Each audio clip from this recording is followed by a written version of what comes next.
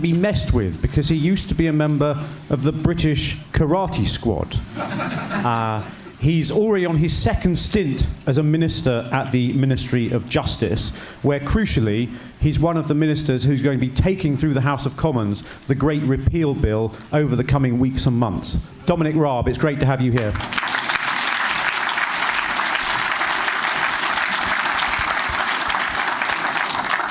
Well, Jonathan, thank you and your amazing team at BrexitCentral, and thanks to all the panellists for their contributions too, and thanks to all of you for coming.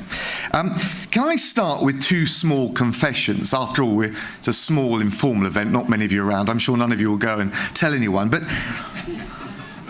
I feel rather a letdown to you all, because both in the Ministry of Justice, where I think I'm right in saying I'm the only Leave campaigning minister, but also on the withdrawal bill ministerial team where there's a mix of us, I've had no blazing rows about Brexit.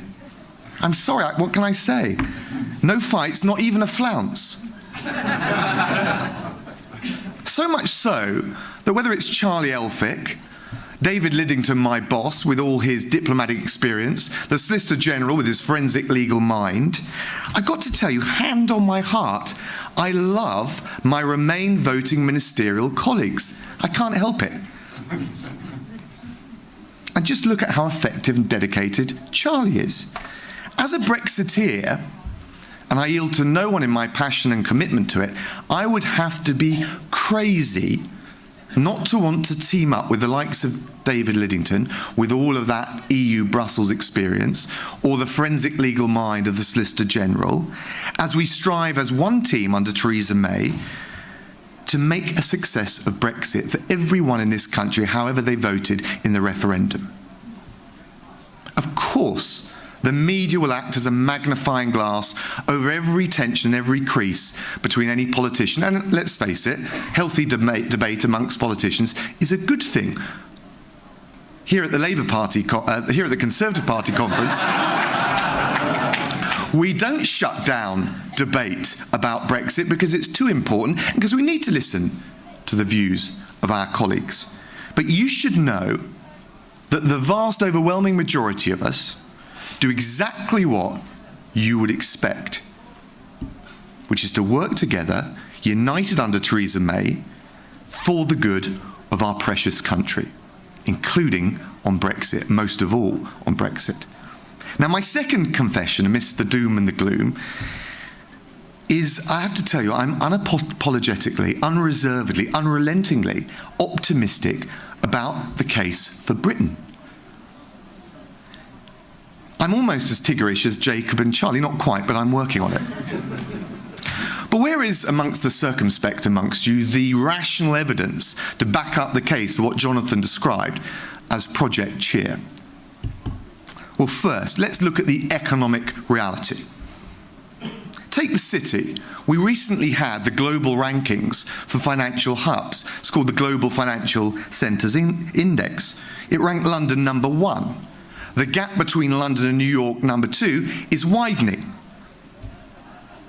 No EU financial centre in the global top 10. I'm just saying.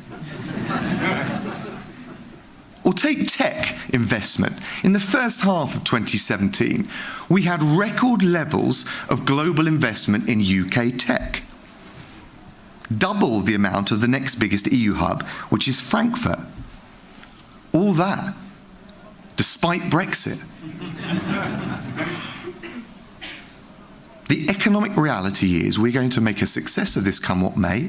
We hope we'll strive for the best possible deal, but as many have said on the panel, of course we need to be prepared for all outcomes because negotiation is a tango, it takes two to tango. I think the second evidence, the case for Project Cheer, is actually the progress that we're making, slowly but surely. The first 6 months was always going to be hard going. The Florence speech, I think, if you look at the reaction of our EU partners, has helped to shift the dial. If you look at the EU's own practice, for example, they have no free trade deal with any other country in the world where they would have the ECJ deciding disputes. That's looking at it from their point of view. Look at the EU position papers. They're quite a good read. We're told we wouldn't be talking about trade, but actually the EU papers talk about the intellectual property rights that they want to preserve around Parma ham and French camembert. Quite right too. The dynamic of this negotiation, I think, will inevitably lead on to talking about trade issues, as much because of the EU's precious commercial economic interests, as much as the UK's.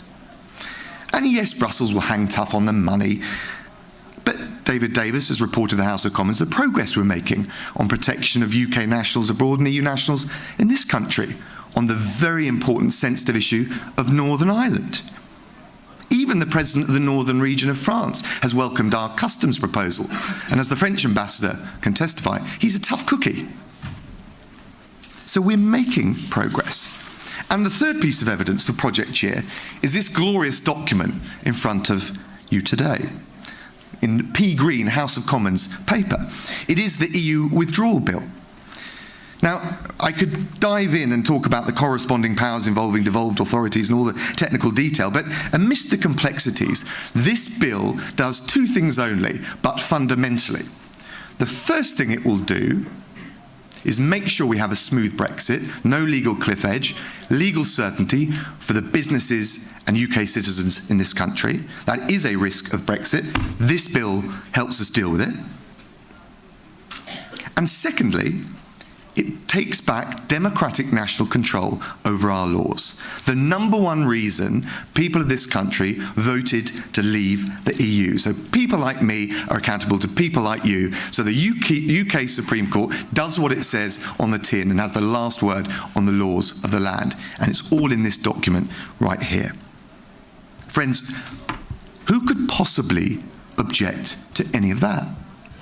What Democrat could possibly stand in the way of such a consensus project to manage the undoubted risks of uncertainty in the Brexit process, but grasp with both hands the huge opportunity? Not one Conservative MP. I can tell you, friends, that every Conservative voted at second reading for the EU withdrawal bill. Even Ken, especially Ken.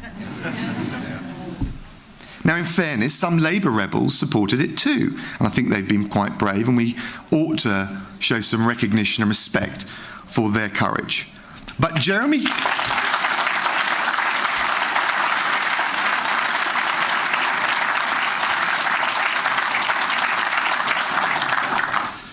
But the truth is, Jeremy Corbyn whipped his party against the whole bill, against Brexit, having weeks before toured the length and breadth of the country, vowing to back Brexit.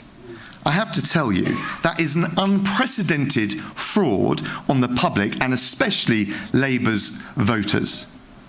In a competitive field, that must count as Jeremy Corbyn's biggest con yet.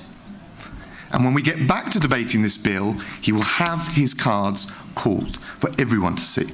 Now, I know there's lots of talk about Henry VIII Clause's parliamentary scrutiny. Actually, there are some reasonable points being made about that. We will listen and we will get the process right. As long as it doesn't scupper Brexit, as long as it doesn't leave us out of time, that 2-year deadline is the EU's deadline, negotiated by Gordon Brown back in before the 2010 election when we had the Lisbon Treaty. But there's a sensible debate to be had, all of that, and we'll get it right. But let's face it, let's have a bit of the big picture here. Given the scale of what we're trying to achieve, if the biggest bone of contention on this bill is the procedure we use in secondary legislation for a limited period of 2 years to iron out some of the technical glitches when it comes to the Brexit process, the big picture is we're on track, we're doing well, we're going to take back control of our laws. So let's not allow refinement of the process, and process can be important, to eclipse the substance, to eclipse the objectives, the huge opportunity to end the supremacy of EU law, to end the jurisdiction of the ECJ, but most of all, the positive for us to affirm our confidence and our pride in taking back democratic mastery of our own destiny. That's what this bill will do. That's the opportunity from Brexit. Above all, friends, and with the vim, the vigour and the verve of the terrific BrexitCentral team, let's not allow the perpetual pessimism in some quarters of the media to take our eye off the prize in this process, which must be to faithfully deliver on the referendum, so we take back control of our money, our laws and our borders. So we strive in good faith with a good heart and an open heart for the very best deal with our EU friends and our EU partners represented in this room tonight. And above all, we free Britain to broaden our horizons and be a global leader in free trade. That's the prize, and we will stay the course. Thank you all very much.